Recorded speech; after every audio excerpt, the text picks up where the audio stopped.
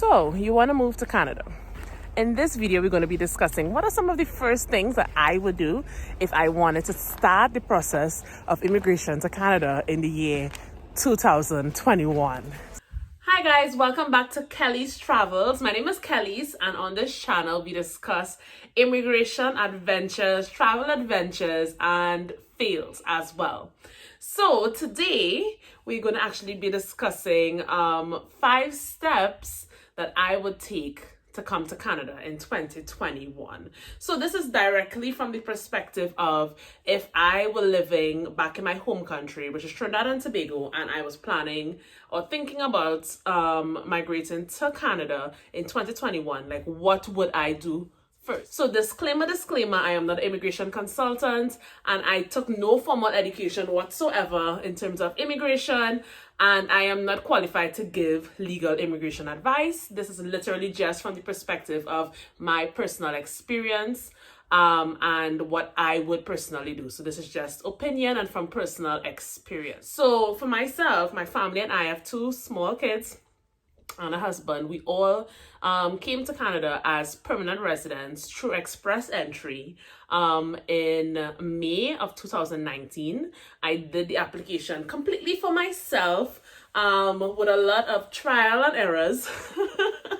So I've built a lot of personal experience dealing with immigration. Adventures and both fails, right? Someone who did it not too long ago, and what I would do if I were to do it all over again for the year 2021.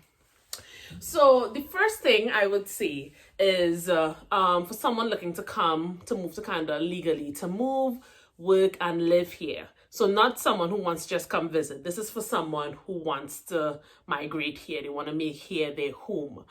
They want to become a permanent resident and eventually even become a citizen of Canada. The first thing you'll need to do is invest some time into doing your homework. So you're here on my channel, so I believe that this is part of the investment in terms of research and doing your homework. But disclaimer, don't take what you see online or from YouTubers or even blogs and websites as fact. Things change a lot with Canadian immigration, and some of the information that you may see may be just plain out incorrect or may be outdated. So I would say that the most important thing that I would do if I didn't know anything about immigration and I was starting fresh trying to move to Canada in 2021 is that I would go to the government's website, which I would link below, and read about what they have to say about immigration. Because believe it or not, they have a lot of information on the government's website, the Canadian government's website, about immigration. They have every single thing you need to know. You honestly don't need much other sources of information. They have a whole lot there. And I would really encourage us, anyone looking to migrate, take your time and read the information, read the fine print, read and understand what this entire process is going to take, what is it going to involve, what is going to require of you. And even when you do read and you do your full research, you're going to get some surprises along the way. But for someone who is not even willing to start off the process, not even willing to research, it's going to be even that much harder to get to the finish line. So I see the immigration process as a marathon. It's an emotional, financial, sometimes physical marathon. And a lot of people are excited to say, oh yeah, I'm going to move, but not everyone. I would say probably 1/10 of the people who are interested in making that move would actually follow through and do everything needed to get all the documents and to get everything in place. It sounds harsh, but that is just the reality.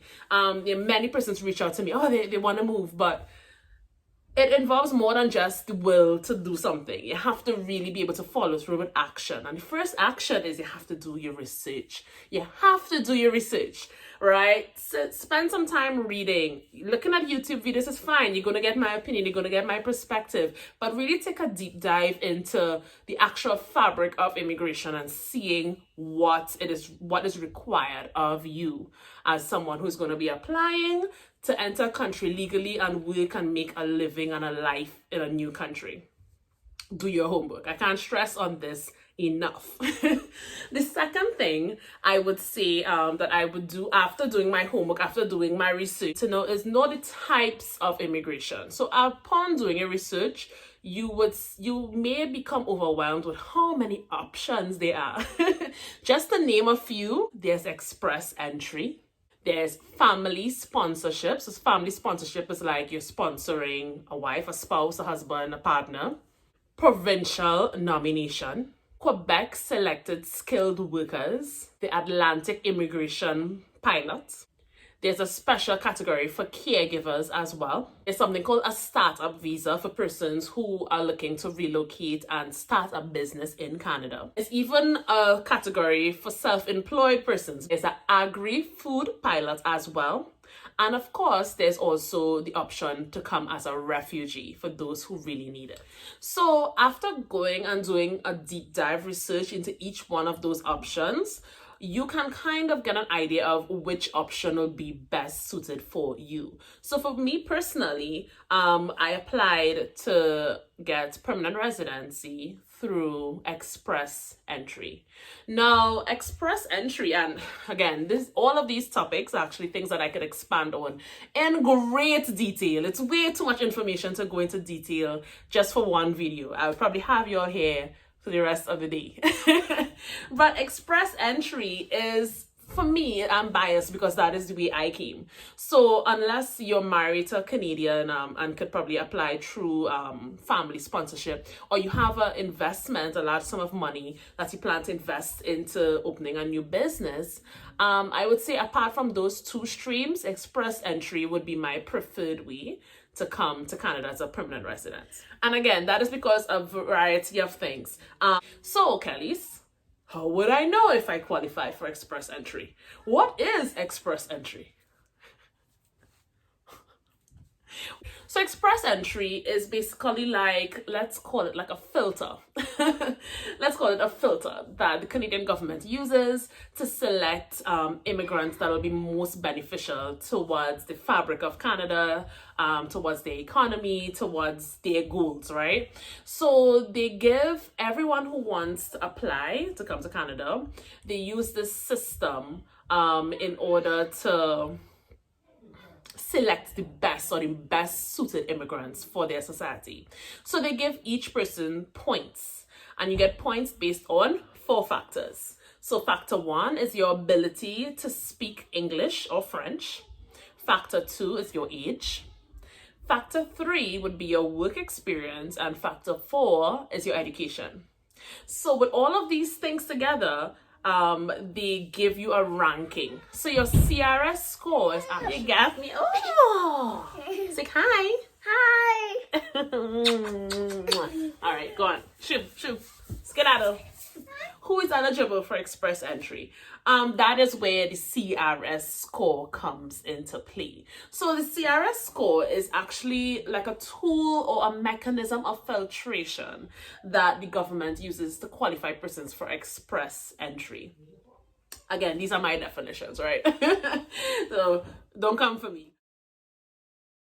Right, so basically the CRS score is a comprehensive ranking system. So this is how they rank persons interested in moving to Canada. After doing my research on the different types of immigration programs, I would then go to the CRS score calculator and just get an idea of my personal situation and how many points I would get to qualify towards express score. Knowing your CRS score is going to give you an idea of what option best suits you. And I would say that if you have a high CRS score, then express entry seems like a really good option. And if you don't have a really high CRS score, provincial nomination could be a really good option as well. Now, for provincial nomination, you really have to go to each province which are like the states, if you want to call it states. So like there's Alberta, which is a province, that's where I live. There's Ontario, and they're states throughout Canada.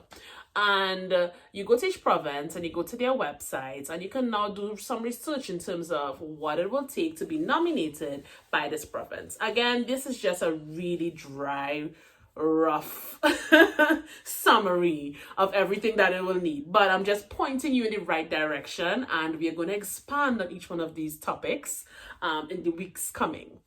So let's go back to express entry. So let's say, woohoo, congratulations, your points are like really high. But then some persons may ask, Kelise, what do you categorize as having high points? What is high? What is low? That, my friend, is a really good question. So I look at the CRS score as either being high, excuse me, high or low based on the current cutoff score. So the way how the cutoff score works is that every single time a group of immigrants are selected and they're invited to apply to the Canadian government for express entry, the Canadian government, they will like select the top, so persons with the highest scores. So let's say there are 1 million persons in the express entry pool. And the Canadian government, they want to come in and they want to select persons. They're obviously going to select the persons that has the highest scores, right? So let's say they selected 3,000 persons from the pool. Bam, they selected 3,000 persons from the pool. The score of the person that is selected, the 3,000th person that is selected, that score is the cutoff score. So the score of the person that has the lowest score out of the group that is selected, that is the cutoff score, and that is made public. So every single time there's a draw, the Canadian government on their website, they're going to tell you what was a cutoff score. So when you do your CRS score calculation, if your score is above or very close to the last cutoff score, I'm gonna say that, yeah, your chances seem pretty high to get selected. So you may consider really doing some deep diving research on express entry and focusing all of your energy on that, right? If your score is like really below, you're gonna probably consider a couple options. You can consider to do provincial nomination. You may consider to change some of your things that give you scores or give you points. So for example, if you had a really low, if your ability to speak English or French was not very good, you may consider improving your ability to speak English or French to get better or higher scores, right? So that can be an option. Again, we'll discuss that further. So yeah, I would say that if your CRS score is above or close to the last cutoff score, then your chances seem pretty good of getting selected through express entry. So the way how I rank it, apart from having money to come here on the startup visa or getting sponsored by a spouse or family member, apart from those two, so let's say you don't have any family member, you don't have a large sum of money to start up a company in Canada, I would say express entries is my personal preference in terms of how I would like to come to Canada. So if not express entry, then I would say provincial nomination. If not provincial nomination, then third, I would say student visa, coming as a student. And we'll discuss student visas in a next video, because it's a lot. It's a lot. So yeah, I hope that this brought some kind of clarity. I know that in this video you probably have more questions now at the end of it than answers, but I would really encourage you to go do some more research. I would link all the links below so that you can get started. And I just really want to touch lastly on the mindset. Now, it may sound cliche, but mindset is everything during immigration. You are going to be tested in ways that you have never been tested before. Like, I completed a degree and a master's, and I started a business and I am an entrepreneur, and yet there has not, and I've had 2 children, one C-section, TMI. And all of those things have been challenges in my life.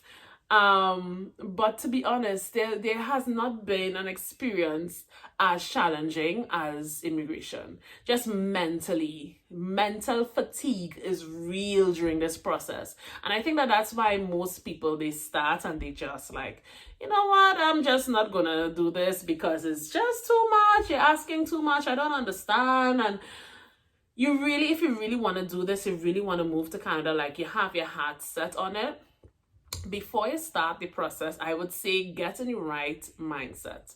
Say, okay, it may take a while, it will take a lot, it will take a lot of late nights, a lot of uncertainty, right? A lot of getting to know, figuring it out, trial and error, but I am going to do this, right? So it's all about the mindset.